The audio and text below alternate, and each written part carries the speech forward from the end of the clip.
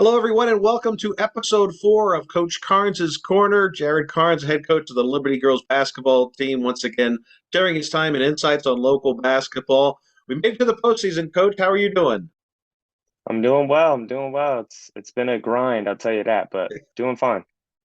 It's the best time of the year. Although I don't know if AD say that because they have a lot of work preparing for all these games. But for fans and those of us in the Yeah, media, it's a fun time of year. absolutely. Yeah, ADs are definitely got their hands full, not only with basketball but the other winter sports as well, from wrestling and swimming too. So, um, definitely a good time though. Definitely a Yep. good time if you made the postseason. So now it'll be a new season. Yep. And spring sports are just around the corner too, but we're not talking about that today. But before we talk about the postseason, just want to get your thoughts on the regular season. Easton, you got to give them their props. They went through the regular season undefeated. I finally got a chance to see them in person a couple weeks before the playoffs started, and yeah, seeing them in person, they're just as good as they looked on TV a few weeks prior when we had them on ATVN. Very solid team. I heard a lot of people say just how well they are fundamentally all the way around. And so you got to give them their props. They had a really good regular season, and it's so rare to go undefeated in any sport right now. I think, but for them to run the table was pretty impressive. Yeah, absolutely. They are the real deal. I mean, last year going 22 and 0, then this year going 22 and 0, before running into Central in the EPC finals. But they're doing great things over there. They got a lot of girls who can play basketball. They share the ball. They got some length over there. They definitely have a lot of tall girls over there. And then just having fun. We got to see them twice this year, and last year we played them 3 times. So it's a familiar opponent of ours, but they definitely can play ball. But you never know what's going to happen. You never know what's going to happen.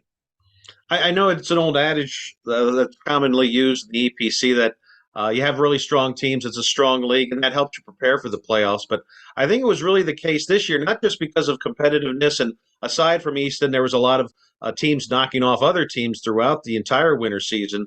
But you also had balance in terms of team strengths. You mentioned Central strengths. Northampton has a really good post player who's fun to watch. Other teams are more guard oriented. So there's a lot of diversity and different ways teams win and have had success during this past year so far. Yeah, absolutely.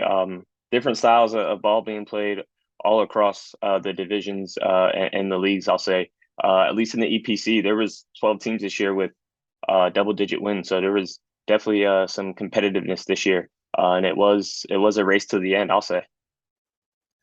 As far as the league playoffs, some years for girls basketball, you have like four or five really solid teams, and then some of the teams that just qualified, maybe they get lucky or they get hot at the right time. This year, there was 10 legitimate teams going for those 8 spots too, and it was really a fight that went down literally to the last game of the regular season. Uh, I know it's maybe a little easier, would be more fun if you just kind of coached into the playoffs. But looking at the overall EPC playoffs, a lot of good games, a lot of good matchups, and I think it made for a fun week of basketball. Yeah, it definitely did. I had my eyes on it because we didn't know who we were going to see just based on whoever wins the EPC title actually will get the first seed in the playoffs, minus the 2 teams that are not 6A schools. But yeah, I had a lot of fun watching it. A lot of good basketball being played. There were some upsets, a couple upsets there, and then championship game was definitely fun to watch. Definitely fun to watch.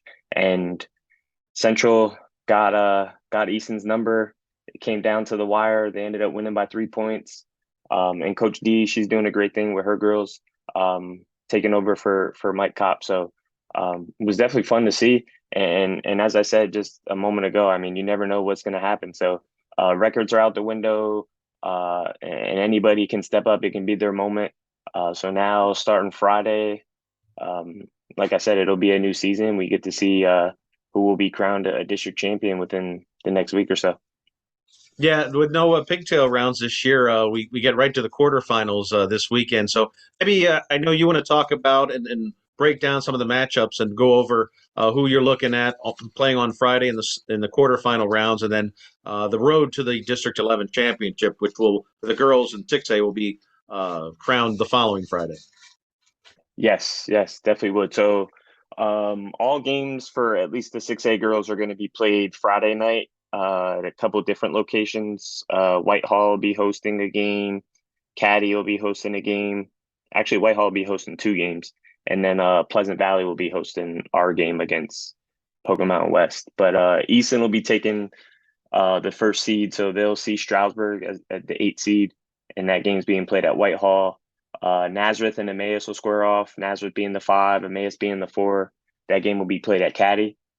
Parkland and Northampton will face each other again, and that game will be played at Whitehall. Parkland being the 3, Northampton being the 6, and then my Liberty Hurricanes will be taking on Pocono Mountain West in Pleasant Valley. We're the 7 seed, and Pocono Mountain West is the 2. Becca and Central, although they do play in the EPC, they are 5A and 4A. So unfortunately, they won't be in this bracket, but they'll be playing for a district title as well, just in the 5 and 4A bracket. 5A, there's only 4 teams that made it there. So Becca's going to be seeing Whitehall on March 1st, being that there's only 4 teams in that bracket. I guess the games are pushed out a little bit. I'm not sure where they're being played though. I don't see that on my end. And then Central, they'll be playing in the 4A bracket. I believe they have a bye, so they'll have to wait to see who they're going to play. Yeah, I think on Sunday that'll be posted on the District 11 website. So, Yeah, but yeah. yeah, it's unfortunate in some ways that you don't see Becca in Central. Becca will obviously be the favorite going into the 5A playoffs, and Central is the favorite in the 4A playoffs. And the rest of the Hmm. EPC teams have to butt heads for the EPC six or for the 6A championship. Maybe you could talk a little bit about that because sometimes that's fun seeing other teams. I know Central and Becca may see more Colonial League teams in the District 11 playoffs, whereas you've Hmm. seen most of the teams that you would face in the 6A bracket. But does that change how you coach if you see a team 2 times during the regular season? Maybe you see them if you make the league playoffs, and then you may have to face them a fourth time in districts. Right. I mean, it could go either way. I feel it could be a benefit. I feel sometimes it may not be a benefit. Uh, just depending on how you come out and how things go. I mean, you never know who can get into foul trouble or who can go down. We're actually seeing an opponent that we haven't saw since I've been coaching with Liberty in the 2 seasons. We're playing Pocono Mountain West, so we didn't see them in districts or regular season last year, and we didn't see them in the regular season this year. So it'll be interesting to go battle against them. They're a good team. They've been playing very well under Coach Campos. I think they only lost 2 games, counting that loss that they had in the EPCs, and then they lost to Easton. So other than that, they had 20 wins, and so far so good for them. But yeah, I mean the rest of the teams that are in the bracket, depending on obviously who wins their games. I mean, we've seen the rest of the teams. I mean, we saw Easton, Stroudsburg, Nazareth, Emmaus, Parkland, and Northampton. Um, but yeah, it'll definitely be some interesting matchups. Um, Nazareth and Emmaus, I think that's a good game. Parkland, Northampton, that's a good game because they're familiar opponents because they're in the same division. And then, like I said about the Liberty Pocono Mountain West matchup, being that we haven't saw them, I think that'll be interesting to see. So we'll see how it pans out Friday night, and then the semis and championship will be about a week or so after. We'll see what happens from there. Yeah, I think in addition to your matchup with Pocono Mountain West, I think there's some other intriguing matchups in 6A. Parkland has defeated Northampton twice, but first of all, Jeff Jackson always has his team playing better in the postseason. He is, I don't know if it's a magician's touch or what he does that he always comes up with some really good postseason performances throughout his great career. Hmm. Parkland with their scrappy defense, though they've been kind of just waiting for someone else to step off. Northampton's kind of looking for that second or third scoring option too. So, and I know in the first 2 meetings during the regular season, Parkland kind of found their way defensively against the K Kids. But that matchup, I think, certainly is interesting and should be one to watch.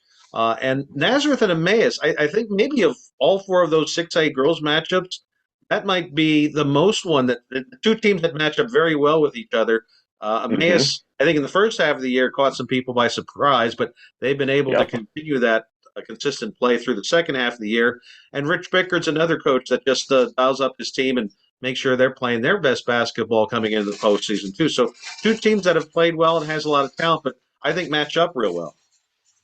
Yeah, absolutely. So just to piggyback on that Parkland Northampton matchup, and they battled it out last year in the district championship. So definitely interesting to see. Just want to give a shout out to Grace Lesko for being EPC MVP. That's huge. That girl could definitely ball out. So it'll be interesting to see. I'll have to either catch some highlights or look at some tweets after the game to see who wins that. And then Nazareth Emmaus. Emmaus definitely playing some good ball this year. They caught me by surprise. I was one of those, and they caught me by surprise in the EPCs. They had the seventh seed, and they went against Pogo Mountain West, and they had the upset there. So definitely huge shout out to Coach Gallagher. And then yeah, like you said about Nazareth, Coach Bickert definitely has his girls playing great at the right time. So that's definitely going to be a good matchup. I wish these games were played at different times so maybe I could get in the gym and go watch some of these games. But like I said, I'll catch some tweets or some highlights and we'll be able to see that. But yeah, I can't wait for Friday. Cannot wait. Yeah, and we certainly have had more than our share of great girls basketball players in the area this year. I always think it's interesting, though, in the playoffs, you have your great players. They're usually the ones to step up. But a lot of times there's someone, maybe an underrated player or a young player who's kind of progressing as the season goes on. And that's kind of one of the fun things about this time of year is that sometimes it's your second or third or fourth scoring option or someone not on the radar that comes up and steals the spotlight. Any players from the regular season, and you've seen just about all the teams from the 6A level in person. But any players that really stuck out in your mind from this past year that might be sleepers to keep their eye on and be making some newsworthy performances over the next couple weeks? So I was impressed, and I'll say this because in our game, she played very well. Renee Wells from Nazareth, definitely is flying under the radar. She had a great game against us. I think she led Nazareth in scoring. So that's one of those players. Um, Flying under the radar. Trying to see who else. I'm impressed with the twins from Easton, and I know that they get their recognition and they're not under the radar, but they play a huge role in Easton's success. And I know that they're not the tall lengthy players that Easton has, but they can definitely knock down some shots. And like I said, they're a huge role in Easton's success.